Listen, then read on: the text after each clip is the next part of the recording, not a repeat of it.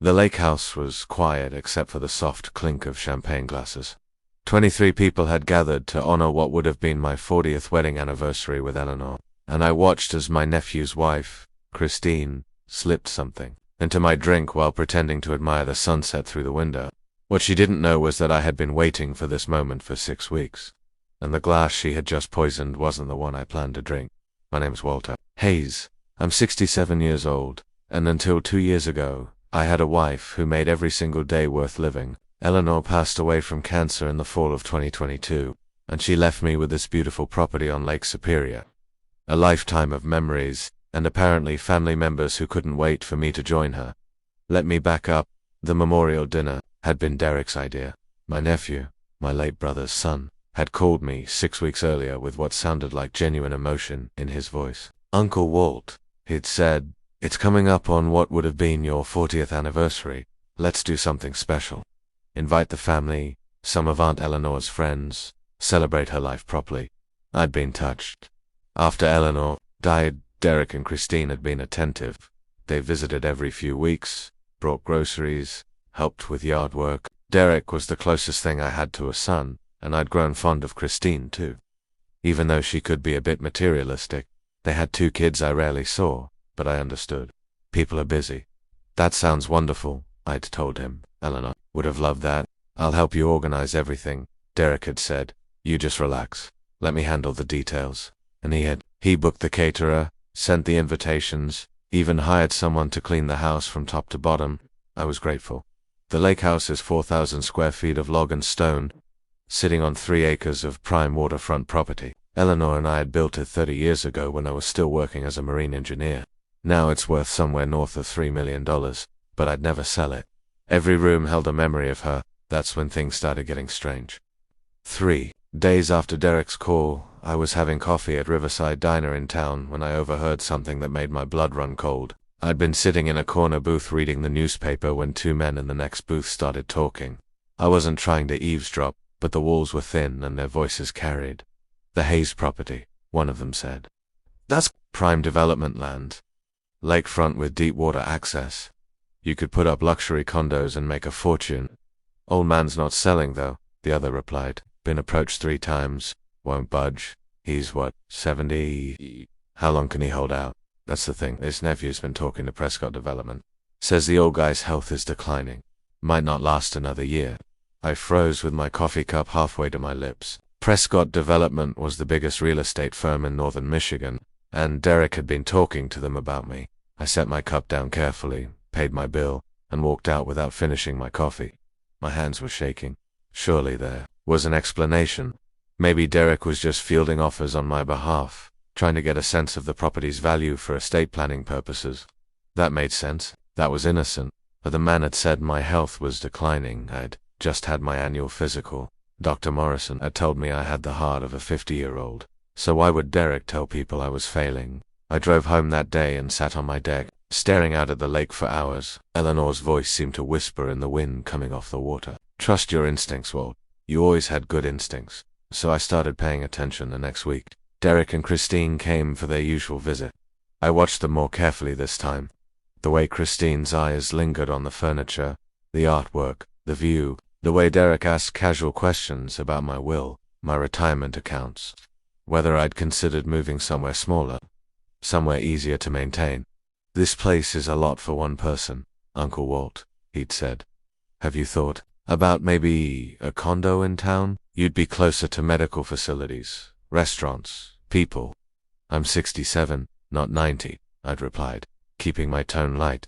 "And I'm perfectly healthy." Something flashed across Christine's face then. Disappointment, frustration. It was gone too quickly for me to be sure. "Of course," Derek had said smoothly.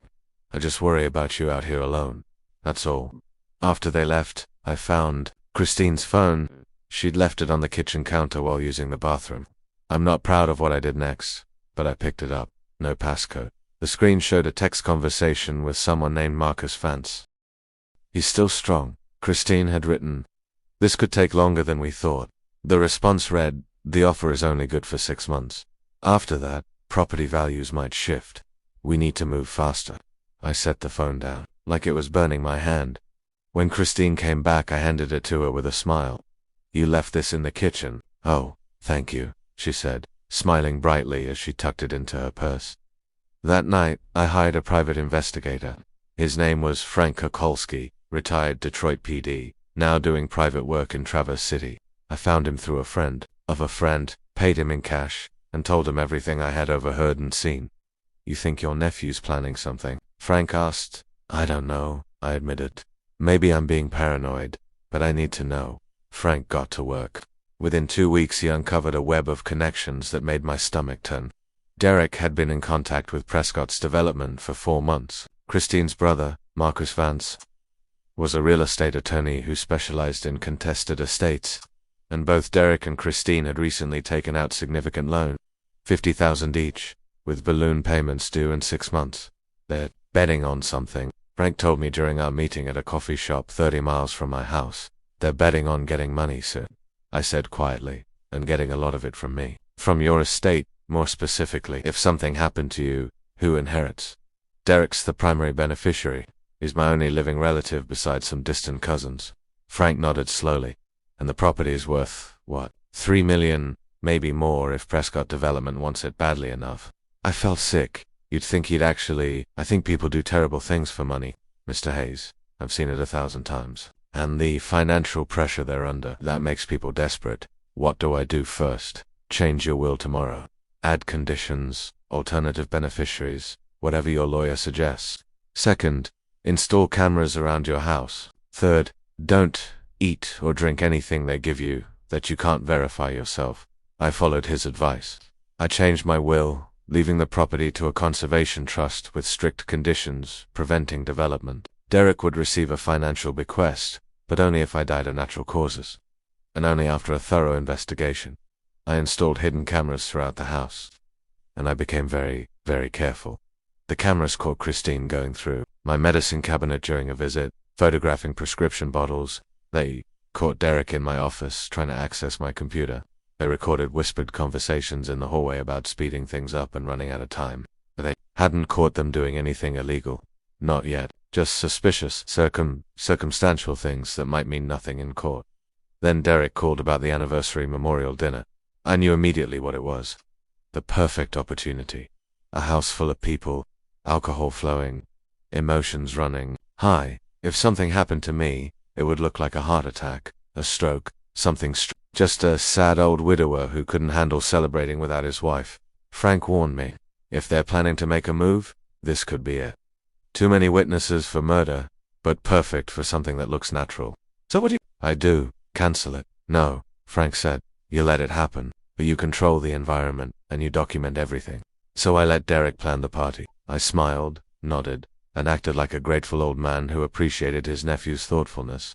Meanwhile, Frank helped me prepare more hidden cameras, including one in the lapel of my sport coat, a small audio recorder in my pocket, and a plan. The day of the dinner, I was calm, eerily calm. Eleanor used to say I had ice water in my veins during my marine engineering days, when we had to troubleshoot problems on ships in the middle of storms. That same cold focus took over now. The guests arrived at 6. Eleanor's sister Martha came with her husband, George. 3 couples from our old neighborhood. 2 of Eleanor's friends from her book club. Derek and Christine, of course. Some of my old colleagues from the engineering firm, 23 people total, filling the great room with conversation and laughter. Derek gave a beautiful opening speech about Eleanor, about love and legacy, about how lucky I had been to have 40 years with someone so special. I watched him speak and wondered how he could sound so sincere while planning to kill me. The caterers served dinner, the wine flowed. People shared stories about Eleanor, and I felt genuine warmth from them, genuine affection for her memory. It almost made me forget why we were really there. Then came the champagne toast. Dara stood up, glass in hand. "Before we finish tonight, I want to propose a toast to Uncle Walt. 40 years of marriage, a lifetime of memories, and the strength to keep going even after losing the love of his life. To Walt, to Walt." Everyone echoed. The caterers had poured champagne for everyone. 23 glasses of moat arranged on the sideboard. Derek handed them out, playing the perfect host. I watched him carefully. I watched Christine too. She was helping, smiling, chatting with guests. That's when I saw it. Christine picked up 2 glasses, one in each hand. She turned toward the window, ostensibly to admire the sunset over the lake, but her body language was wrong, too deliberate, too careful. When she turned back, she set both glasses down on the sideboard for a moment, then picked up just one and brought it to me. Here you go, Walt, she said warmly. I took the glass. Thank you, Christine. I didn't drink. Instead, I watched. Derek stood on the other side of the room, holding his own glass, waiting. Christine returned to the sideboard, picked up another glass, and handed it to Martha. Then she took one. For herself. Everyone was holding champagne now, except me. I set mine on the fireplace mantel while pretending to adjust a photo of Eleanor. Derek raised his glass again. To Uncle Walt and Aunt Eleanor. May their love inspire us all. People drank. I lifted my glass, touching it to my lips without swallowing. Over the rim, I saw Christine watching me. Her eyes were locked on my glass, waiting to see me drink. The conversation continued. People mingled. I waited. 20 minutes passed.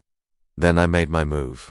I walked over to Derek, who was standing near the sideboard talking to George about fishing.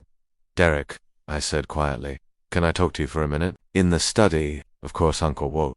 Is everything okay? Everything's fine. I just want to discuss something private. We walked to the study and Christine followed. Of course she did. I closed the door behind us. I wanted to thank you both for organizing this. It means the world to me. We're family, Derek said. It's what family does. Exactly, I said. Family. I picked up my champagne glass, which I had carried in with me. I didn't get to properly toast earlier. All the emotion got to me. But I want to now. Just the 3 of us.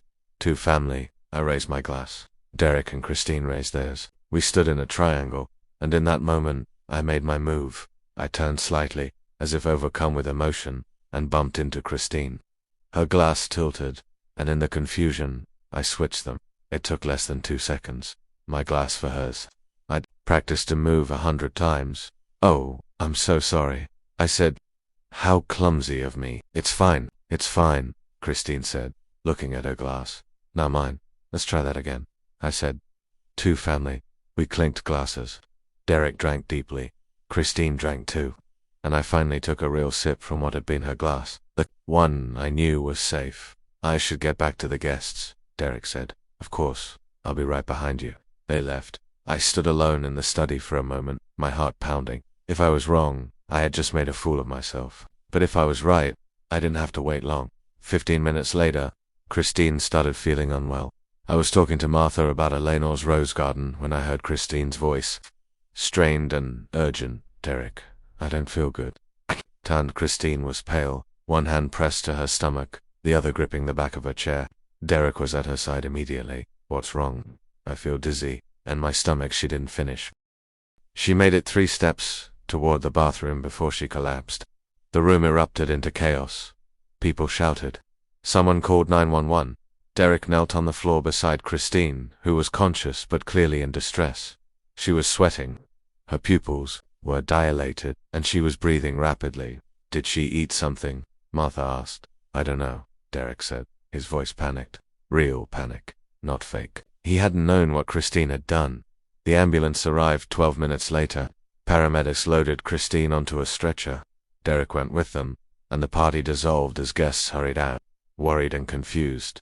After everyone left, I sat on my deck and waited. Frank arrived an hour later. The cameras caught everything, he said. Christine at the sideboard. The hand movement is clear as day.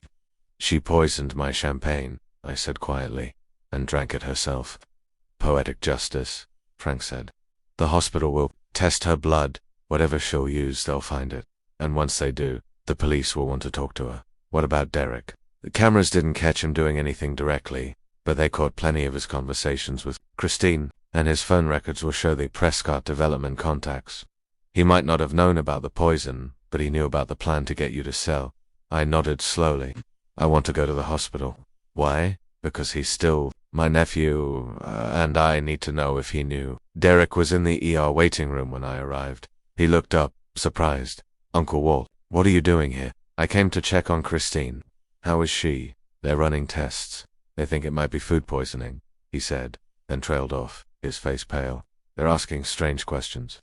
About whether she'll took any medication, whether she might have ingested something toxic. I sat down beside him. Derek, I need to ask you something, and I need you to tell me the truth. Okay.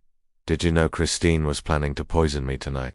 The blood drained from his face. What, Uncle Walt? I saw her put something in my champagne. I switched our glasses. She drank what was meant for me. Derek stood abruptly. That's insane. Christine would never sit down. Derek, something in my voice made him obey. I pulled out my phone and played him the video. Christine, at the sideboard, the subtle hand movement, the pills dropping into the glass. Derek watched in silence. When it ended, he buried his face in his hands. Oh God, did you know? No, he whispered. I swear to God, Uncle Walt, I didn't know about that. I knew he stole. You knew what? I knew she wanted you to sell the property. We're in debt. Bad debt. And we thought, if we could convince you to sell, you'd share some of the money with family. He looked at me, tears in his eyes. But poison, murder, I never wanted that. You have to believe me. I want to believe you, Derek, but you've been lying to me for months. Telling people my health was failing. Talking to developers behind my back. I was desperate, he said. The loans. The pressure from Christine's brother. I just thought if I could get you to see that the property was too much for you. He broke down then, sobbing. I'm so sorry. I'm so sorry. I never wanted you hurt. Never wanted you hurt. A doctor emerged from the, family of Christine Hayes. Derek stood. That's me.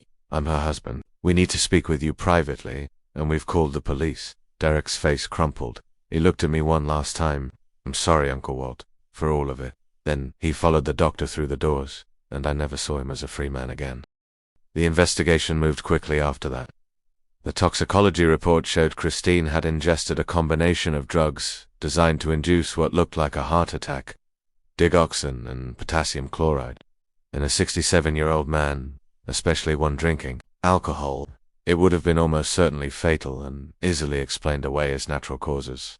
The police searched Christine's car and found more of the drugs, along with a handwritten note outlining the plan. Frame it as a tragic accident at an emotional event. Derek would inherit. They'd sell to Prescott Development immediately, pay off the loans, and split the remaining $2 million plus with Christine's brother, Marcos, who had helped facilitate the deal. What Christine hadn't counted on was me being suspicious, or switching the glasses, or having cameras everywhere.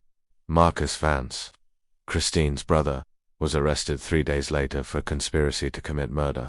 His text messages with Christine laid out the entire scheme. Prescott Development denied any knowledge of the murder plot, though their aggressive pursuit of the property looked highly suspicious. They eventually settled out of court to avoid further investigation.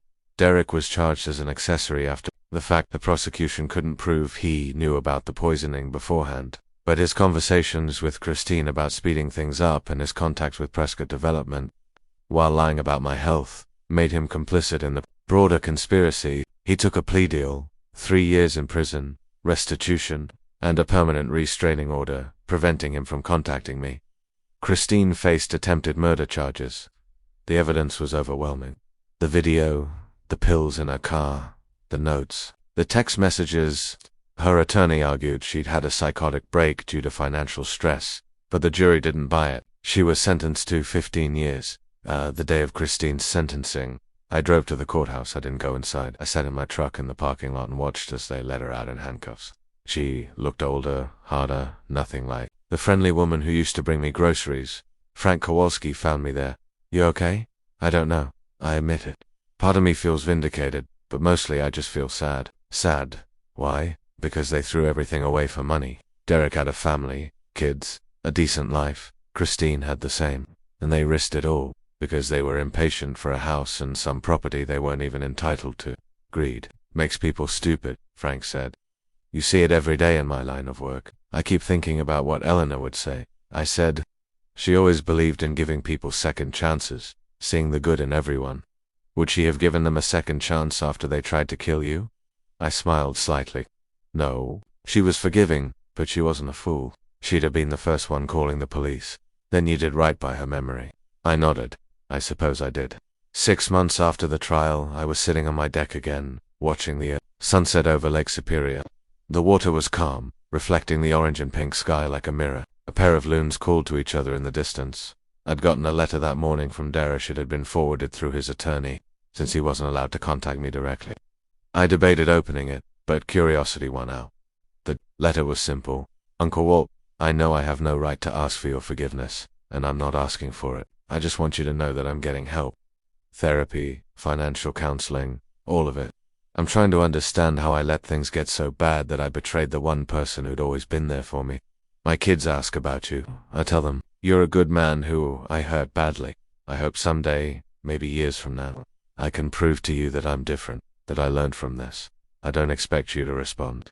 I just needed you to know that you deserved better from me, and I'm sorry I didn't give it to you. Derek, I folded the letter and set it aside. Maybe someday I'd respond. Maybe not. The betrayal was still too fresh, the wound too deep.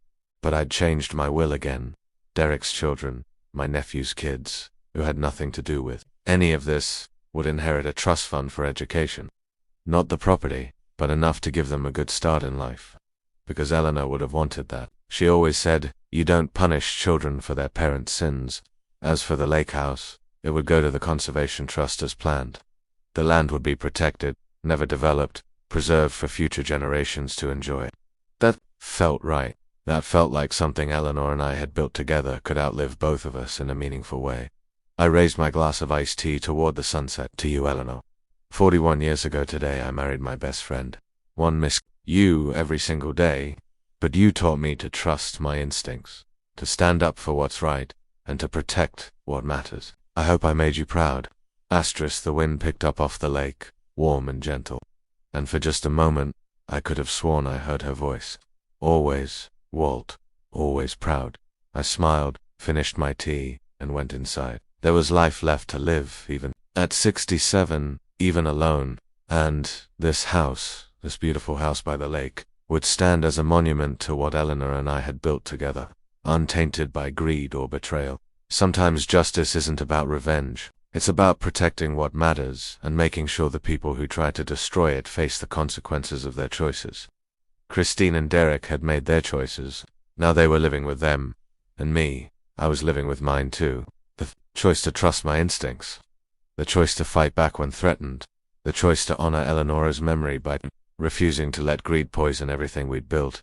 It wasn't the 40th anniversary celebration I'd imagined, but it was the one that ensured everything Eleanor and I had worked for would endure.